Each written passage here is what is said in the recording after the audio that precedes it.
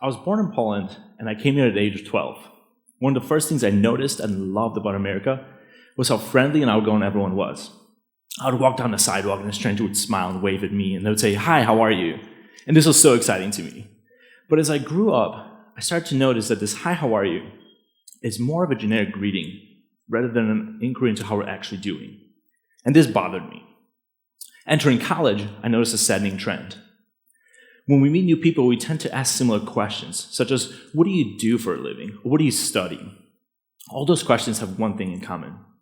They're superficial. And I believe that we are more than just what we do for a living. I once heard someone say that there are 0 reported deaths from awkwardness, and I took this to my heart. And with that, I arrived at my now go-to questions to ask the people that I meet. What is your greatest struggle in life, and what is your greatest source of happiness? Jumping headfirst into the pool of existential questioning has the potential to lead into deep and intimate bonds, even among distant strangers.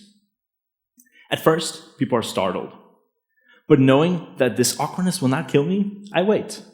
And soon enough, they begin to tell me about the things that they struggle. And as they tell me about their struggles and their worries, it is as if a burden is being lifted off of their shoulders. I recently took an Uber ride in Chicago, a 20-minute ride with a gentleman named Ronald. And as I hop in his car, instead of pulling out my phone, I pulled out my first question. Surprised, Ronald looks in the rearview mirror, pauses, and then begins to tell me about his fiancée. See, he was struggling with his relationship with his fiancée and with his estranged children. After talking with him for a few moments, I asked him my second question: what is your greatest source of happiness? Now, this is the fun part. This is when I get to watch as people ponder the things that make them happy. And as they think about their family, their friends, their hobbies, their face lights up, and I just get to enjoy that. Ronald shared with me his passion for rollerblading. Turns out he's 74 years old, and he loves to rollerblade. It's how he met his fiancée, and it's what brings him greatest joy these days. 30 minutes later, I'm still in Ronald's car, listening as he pours out his wisdom to me, a complete stranger.